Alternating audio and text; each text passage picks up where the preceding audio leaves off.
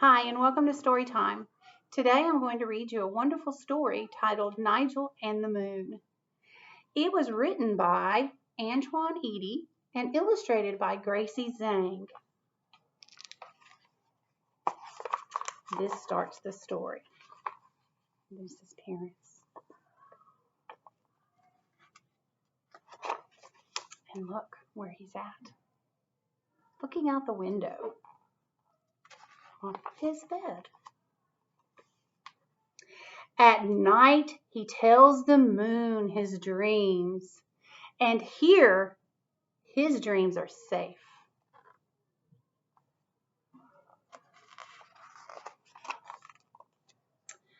Hi, my name is Nigel, and I'm an astronaut, a dancer, a superhero too.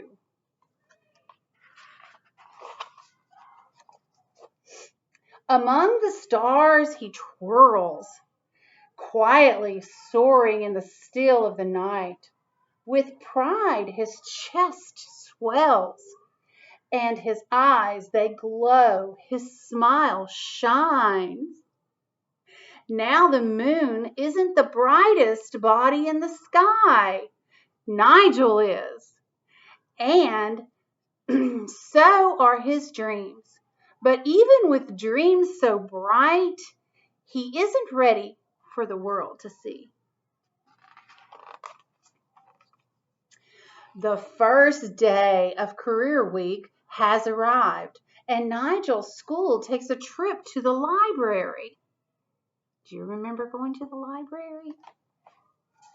Book after book, page after page, classmates choose their favorite jobs. Nigel flips, and he flips, and he flips again and again, but a dancer like him cannot be found. So remember, he told the moon he was an astronaut, a dancer, and a superhero. On the second day, his class shadows their parents at work. Now, shadows, boys and girls, that doesn't mean that there's a shadow on the ground, but like a shadow, he follows his mother around as she does her job. Okay, so that's what shadowing means. House after house, block after block, Nigel follows his mom. I wonder what she does. With feet planted on the ground, Nigel looks to the sky, and the distance from here to there grows larger still.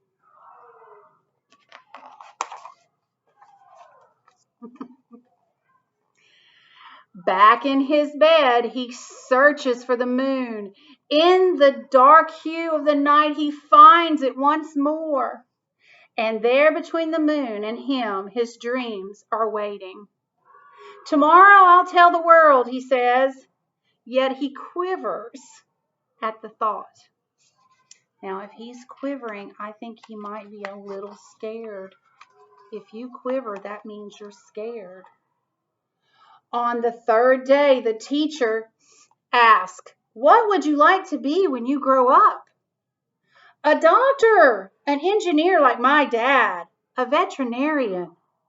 Nigel shrieks in his chair. I don't know.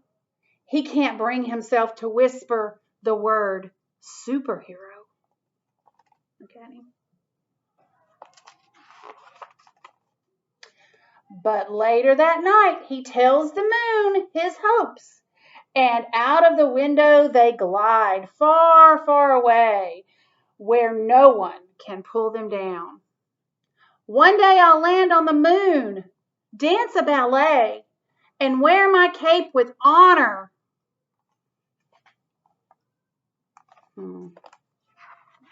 He really wants to be one of those things, doesn't he? But Nigel also worries, and he shares that with the moon. What if I wish to be too many things? He wonders. Can you be too many things? When the sun rises, he packs his dreams up away again. There he is. He doesn't look happy. On the 4th day, his teacher asks, "What are your parents' careers?"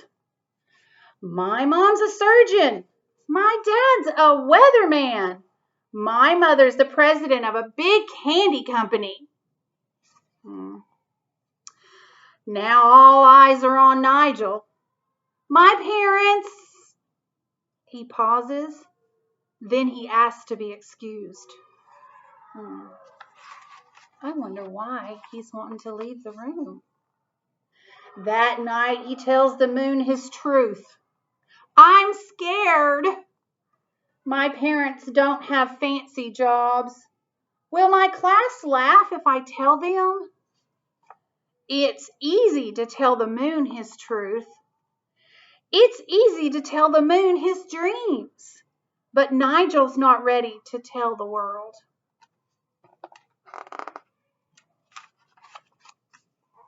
The next morning, Nigel slowly makes his way down the stairs. Still not happy. "Dream big, son," Dad says, "and be proud of who you are," says Mom. The final day of Career Week is here, and some special guests have arrived. And it's an author, a chef, and an architect too. Now, I know an author is someone who writes the books, and I know a chef is someone who cooks food, and an architect is someone who builds and creates things. But that's not all, the teacher says. "Come in, Mr. and Mrs. Strong." Nigel slides down in his chair, but a shy smile grows across his face. Oh, I wonder who Mr. and Mrs. Strong are. His mom introduces herself. Oh, it's his mom. "I'm a postal carrier, and I help connect people across the world. Love letters, birthday cards, postcards, and more. I deliver them all." You have a postman or a postwoman. His dad follows. "I'm a truck driver. Most days it feels like I'm driving a monster truck. Vroom." The class erupts in laughter.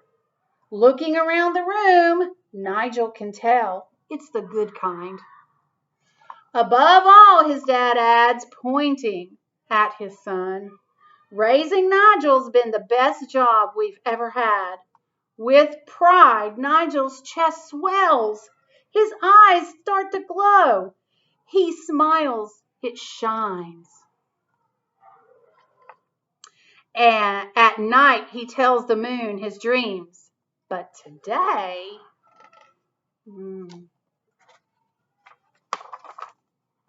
he takes a stand. "I'd like to say something." Nigel joins his parents in the front of the class. "I want to be an astronaut on the moon or a dancer on the stage. And when the world needs a superhero, I can be that too." He finally looks happy, doesn't he? At night, he tells the moon his dreams, but telling the world isn't so scary after all. Isn't that a wonderful story? And there he is, continuing to talk to the moon. Thank you for joining me for this wonderful story of Nigel and the moon.